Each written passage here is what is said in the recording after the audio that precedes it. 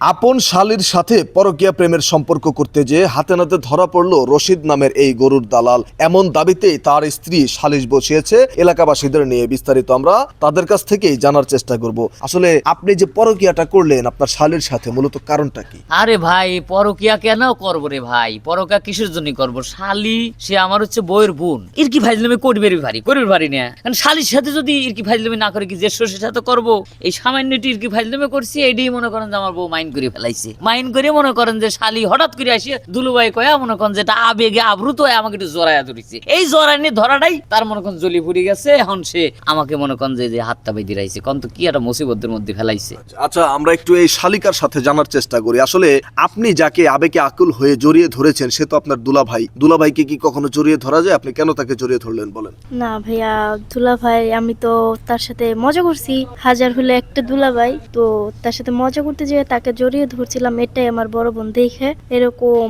দর্শক, আপনারা দেখতেই পারলেন এই আবেগে আকুল হওয়ার কারণে আজকে এরকম একটি ঘটনা ঘটে গিয়েছে এই জায়গায়। আমরা একটু তার বড় বোনের কাছ থেকে জানার চেষ্টা করবো। আসলে এই যে আপনার স্বামী আপনার ছোট বোনের সাথে যে ঘটনাটি ঘটালো, এই বিষয় নিয়ে আসলে আপনি কি বলতে চান? ভাই, মনের দুঃখ আর কাকে বলবো? ও শুধু আজকে বলতে না, আরো 2-3বারও করছে এই কাজগুলো। আমি আমার ভিতরে চাপা দিয়ে আমি বিষয়গুলি রাখছি। আমি বলতে চাই না কাউকে যে যাক আজ হোক কাল হোক ভালো হবে।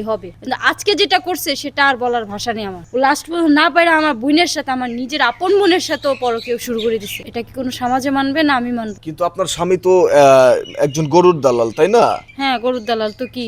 এখন উনি যেই ঘটনাটি ঘটালো এই বিষয়টি নিয়ে আসলে এখন আপনি সমাধান কি করতে চাচ্ছেন? সমাধান কি করবো মানে ছাড়িয়ে দেবো। আমি এরকম স্বামী আমার ঘরে পোষবো না। তো কি জন্য যে আরো 3-4বার পরকীয়া করছে, আজকে সে আমার বোনের সাথে পরকীয়া করছে।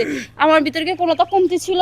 আরে রাতের বেলায় তুমি দেখছো, যাই দেখছো দিনের বেলায় দেখছো, রাতের বেলায় দেখছো ছিল কি আমি হচ্ছে দেখতে খারাপ? আমার দিকে তোর কিছুই হইতো না। দর্শক, আপনারা দেখতেই পারলেন আসলে খুবই আজগবি টাইপের একটি ঘটনা। আসলে ভাই, আপনি যে ঘটনাটি ঘটালেন আপনার যুক্তিতে আমরা আসি। আমার মতন একটা বউ পাইছো, ভাগ্য ভালো। আচ্ছা, আপনার যুক্তিতে আমরা আসি, হ্যাঁ, যে আপনি পরকীয়া করেন নাই, শালীর সাথে একটু দুষ্টমি ফাইজলামি করছেন বা সে আপনাকে আবেগে আকুল হয়ে জড়িয়ে ধরেছে। কিন্তু এটা কি আসলে ঠিক? একজন দুলাভাই হিসেবে সে তো আপনার জন্য বেগানা নারী, তাই না? না তা হোক, কিন্তু ও তো ছোট মানুষ, অত কিছু বোঝে নাই। আর আমরা তো কোনো বুঝে কিছু না দেখে তুই ওর সাথে পরকীয়া করছো। আর আমরা তো কোনো কিছু রাইতে করিনি, যাই করছি দিনের বেলায় করছি। এ তো অপরাধ কি করছি কর? আচ্ছা, এখন আপনার মনে হচ্ছে না যে এটা আপনি অপরাধ করছেন? না, এটা তো মনে করেন যে ও অপরাধ মনে করলি করা, না করলি নাই। কারণ হলো কি, এখন ছোট মানুষ, এখন ওকে তো বুঝ দেওয়া লাগবে আমার। এভাবে বুঝদিছো, কথা বোঝেন নাই। জড়াই ধরে বুঝদিছো। দর্শক, আপনারা দেখতেই পারলেন আজকের ঘটনাটি। শালিকা ছোট শালী, এই ছোট শালীকে ভালোবেসে বলতে আর কি আবেগে আকুল হয়ে শালী হিসেবেই তাকে জড়িয়ে ধরেছে দুলাভাই। কিন্তু এই বিষয়টি নিয়ে এক প্রকার মাইন্ড করে তার স্ত্রী তাকে ডিভোর্স করার সিদ্ধান্ত নিয়েছে। তো এই ভিডিওটি আমরা কেন তৈরি করেছি জানেন? এরকম ঘটনা আসলে ঘটে যে এই 12, 13, 14 বছরের শালিকা যাদের থাকে তারা একটু দুষ্টামি ফাইজলামি করে দুলাভাইদের সাথে। এটা কিন্তু মোটেও ঠিক না। কারণ একজন মেয়ে মানুষ 12, 13 বছর বয়স হলে কিন্তু সে একজন পরিপূর্ণতা সাবালিকা হয়ে যায়। তো সেই দিক থেকে দেখতে গেলে এই টাইপের দুলাভাই যারা আছেন, আপনাদের উদ্দেশ্যে এই ভিডিওটা তৈরি করা যে শালীদের সাথে এরকম মজা মাস্তি করবেন না। সে যদিও আপনার শালী, কিন্তু সে কিন্তু আপনার জন্য একজন বেগানা নারী। তো এই বিষয়টি নিয়ে আপনারা সবাই সতর্ক থাকবেন। ধন্যবাদ।